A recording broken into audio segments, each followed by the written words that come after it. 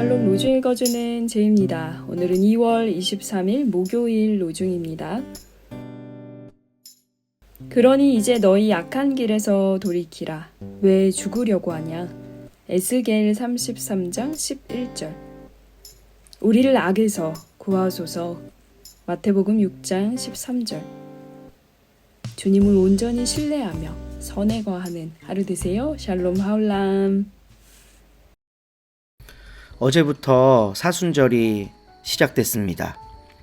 부활절이 오기 40일 전, 주일을 뺀 40일간의 기간 동안을 이 땅에 오셔서 고난받으신 예수님을 묵상하면서 지내는 기간입니다. 특별히 어제는 재수요일이었고요. 오래전부터 교회는 죄를 뒤집어쓰고 죄인된 우리의 모습을 하나님 앞에 참회하는 그런 의식을 하기도 했습니다. 왜 예수님은 고난받으셔야 했을까? 오늘 가르침의 본문에서 그 유명한 주기도문의 끝부분이 나오는데요. 우리를 악에서 구하소서라고 하나님께 기도하라고 예수님이 가르치고 계십니다. 바로 이것 때문에 예수님이 고난받으셨습니다. 악한 세상, 아니 악한 우리의 마음, 우리의 내면 때문에 내 속에 늘 시끄럽게 부닥치는 그 악한 생각들과 그런 것들이 모여서 이루어진 우리 세상의 악 때문에 우리 예수님이 이 땅에 오셔서 고난받으셨습니다. 결국 그 악이란 참되신 예수님을 거부하는 거예요.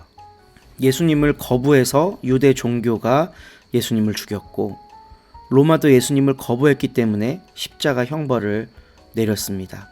그런데 이건 비단 유대 종교 지도자들이나 로마의 문제만이 아닙니다. 우리들도 예수님을 거부하며 삽니다. 초대교회 공동체에는 그야말로 바람 앞에 등불 같았습니다. 언제 꺼질지 모르는, 언제 그 존재 자체가 없어져 버릴지 모르는 위급한 상황 속에서 태어났습니다.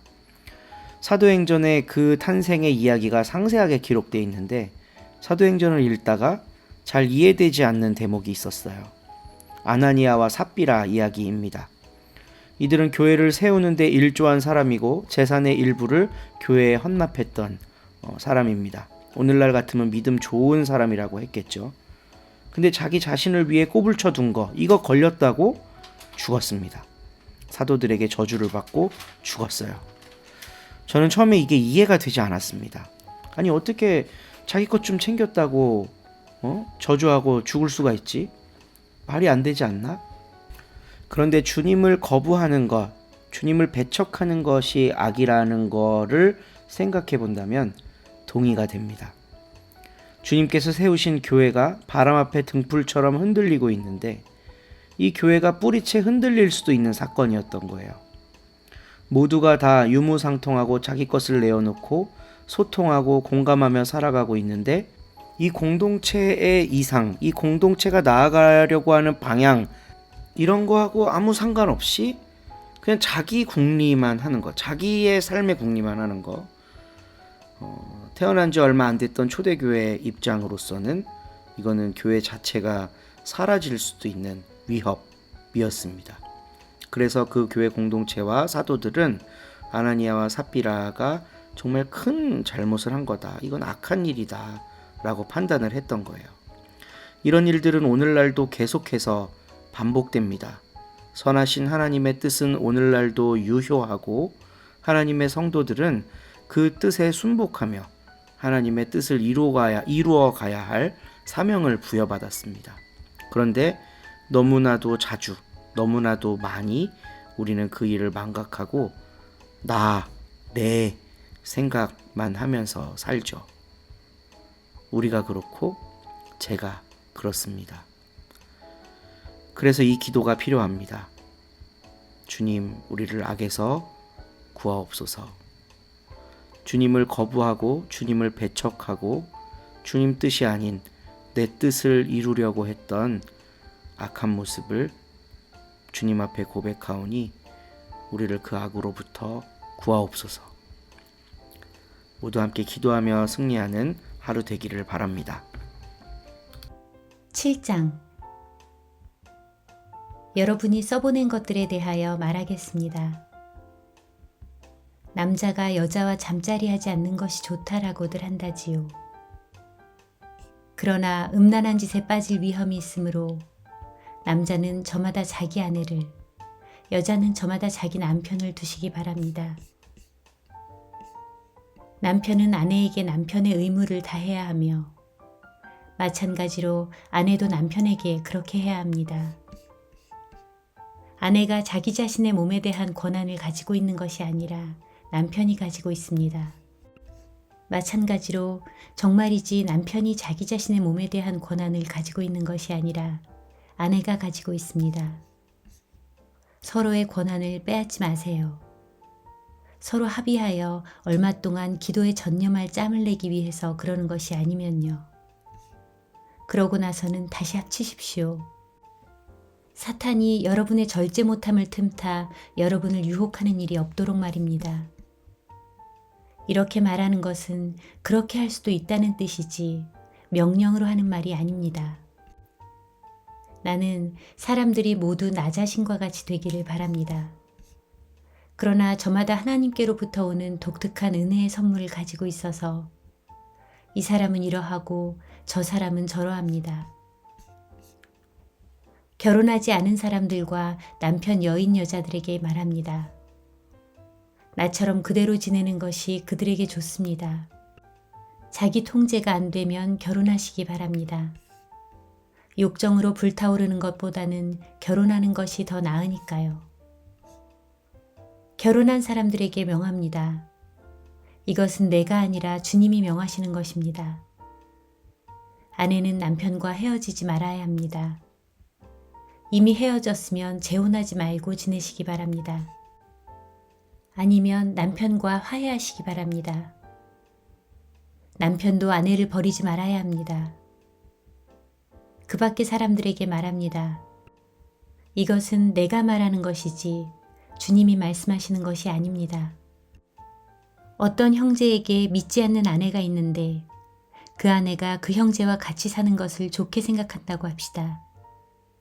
그러면 그는 그 아내를 버리지 마시기 바랍니다. 또 어떤 여자에게 믿지 않는 남편이 있는데 이 남편이 그 여자와 함께 사는 것을 좋게 생각한다고 합시다. 그러면 그 여자는 그 남편을 버리지 마시기 바랍니다. 믿지 않는 남편이 그 아내 덕분에 거룩해졌고 또 믿지 않는 아내가 형제인 그 남편 덕분에 거룩해졌으니까요. 그렇지 않다면 여러분의 자녀들이 깨끗하지 않을 겁니다. 그러나 지금 그들은 거룩합니다. 믿지 않는 쪽이 헤어지자고 하면 헤어지게 두시기 바랍니다. 이런 경우에는 형제나 자매가 서로 얽매여 있지 않습니다. 하나님은 여러분을 평화롭게 살도록 부르셨습니다. 아내 된 이여, 그대가 남편을 구원하게 될는지 어떻게 합니까? 또는 남편 된 이여, 그대가 아내를 구원하게 될는지 어떻게 합니까? 오직 저마다에게 주님이 나누어 주신 분수대로 저마다를 하나님이 불러놓으신 처지대로 그대로 살아가시기 바랍니다. 나는 모든 교회들에서도 그같이 지시합니다. 어떤 사람이 이미 할례받은 상태에서 부름받았다면 굳이 할례를 되돌리지 마시기 바랍니다. 어떤 사람이 아직 할례받지 않은 상태에서 부름받았다면 굳이 할례를 받지 마시기 바랍니다. 할례받은 것도 별것 아니고 할례받지 않은 것도 별것 아닙니다. 오직 하나님의 계명들을 지키는 것이 중요합니다.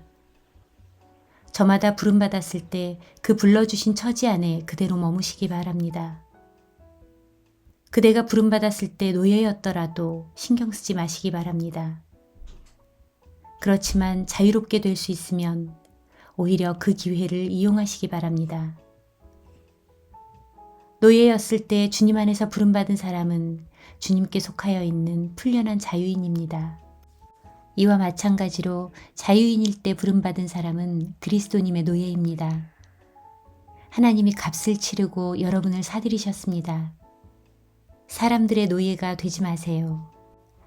저마다 부름받았을 때 처지대로 형제 자매 여러분, 그대로 하나님 곁에 머무시기 바랍니다. 처녀들에 대해서는 내가 주님께 명령받은 것이 없습니다. 그러나 주님의 불쌍히 여기심을 받아서 믿을 만한 사람이 된 이로써 내가 하나의 의견을 제시합니다. 내 생각에는 지금의 곤경을 고려하면 지금 상태 이대로 지내는 것이 사람에게 좋습니다. 아내에게 매여 있다면 풀려나려고 하지 마세요. 아내한테서 풀려났으면 아내를 얻으려고 하지 마세요. 그대가 결혼한다고 해도 죄 짓는 것이 아닙니다. 또 처녀가 결혼한다고 해도 죄 짓는 것이 아닙니다. 그러나 결혼하는 사람들은 세상살이에서 고난을 겪을 겁니다. 나는 여러분을 아낍니다. 형제자매 여러분, 내가 이것을 말씀드립니다. 때가 얼마 남아있지 않습니다. 이제부터는 안에 있는 사람들은 안에 없는 사람처럼 살아가세요. 우는 사람들은 울지 않는 사람처럼, 기뻐하는 사람들은 기뻐하지 않는 사람처럼 살아가세요. 무엇을 사들인 사람은 그것을 가지고 있지 않은 사람처럼 살아가세요. 세상을 이용하는 사람들은 세상을 이용하는 데 몰두하지 않는 사람처럼 살아가세요. 이 세상의 현재 삶의 방식은 지나가 버리니까요. 나는 여러분에게 걱정이 없기를 바랍니다. 결혼하지 않은 남자는 어떻게 하면 주님 마음에 들까 하고 주님의 일을 걱정합니다. 그러나 결혼한 남자는 어떻게 하면 아내 마음에 들까 하고 세상 일을 걱정합니다. 그 마음이 나뉘어 있습니다. 결혼하지 않은 여자나 처녀는 주님 일을 걱정하여 몸으로나 영으로나 거룩해지고자 합니다. 그러나 결혼한 여자는 어떻게 하면 남편 마음에 들까 하고 세상 일을 걱정합니다. 내가 이 말을 하는 것은 여러분 자신들한테 도움이 되게 하려는 겁니다. 여러분에게 덫을 놓으려는 게 아니라 품위 있게 살며 또 마음의 흐트러짐 없이 주님께 헌신하도록 하려는 겁니다. 어떤 사람이 자기가 약혼한 여자한테 결혼 약속을 지키지 않는 것이 떳떳하지 못한 행동이라는 생각을 한다고 합시다. 또 그의 욕정이 지나치고 그래서 결혼해야만 하겠다면 바라는 대로 하시기 바랍니다. 그는 죄 짓는 것이 아닙니다. 그들은 결혼하시기 바랍니다. 한편 어떤 사람의 결심이 굳게 서 있고 피할 수 없는 사정이 있는 것도 아니라고 합시다. 또 자신의 뜻대로 할 힘이 있고 이 일, 곧 자기가 약혼한 여자를 그 상태로 두기로 자기 마음을 이미 정했다고 합시다. 그 사람은 잘하는 겁니다. 따라서 자기가 약혼한 처녀와 결혼하는 사람도 잘하는 것입니다. 그런데 결혼하지 않는 사람은 더 잘하는 것입니다. 여자는 자기 남편이 살아있는 시기 동안에는 매여 있습니다. 그러나 남편이 죽어 잠들면 자기가 원하는 사람과 결혼할 자유가 있습니다. 그러나 다만 주님 안에서 그렇게 할 수 있습니다. 더 복된 일은 그 여자가 그대로 혼자로 남아 지내는 것입니다. 나의 의견은 그렇습니다. 그런데 내 생각에 나한테도 하나님의 영이 있습니다. 아멘.